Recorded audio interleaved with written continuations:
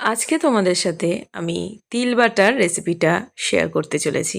জানি তিল বাটার রেসিপিটা অনেকেই তোমরা অনেকভাবে ট্রাই করেছো বা ট্রাই করে থাকো, কিন্তু আজকে একটু অন্যরকমভাবে এই রেসিপিটা তোমাদের সাথে শেয়ার করতে চলেছি। এই রেসিপিটা করার জন্য এখানে আমি প্রথমেই সাদা তিল নিয়েছি কড়ার মধ্যে, শুকনো কড়ার মধ্যে কোনো রকম তেল দিইনি। এইভাবে হালকা করে একটুখানি ফ্রাই করে নেব।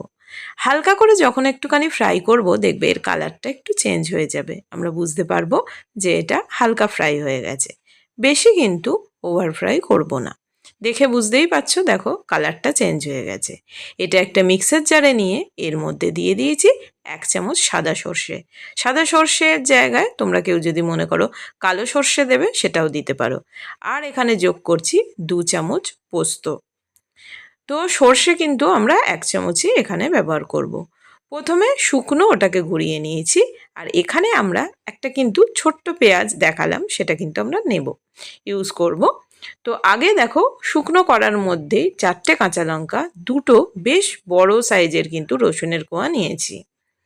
এখানে যদি কেউ মনে করো যে এই রেসিপিটা নিরামিষের দিনে ট্রাই করবে, তাহলে রসুন আর পেঁয়াজটাকে স্কিপ করে যাবে, তাহলেও কিন্তু এই তিল বাটাটা খেতে দারুণ লাগে।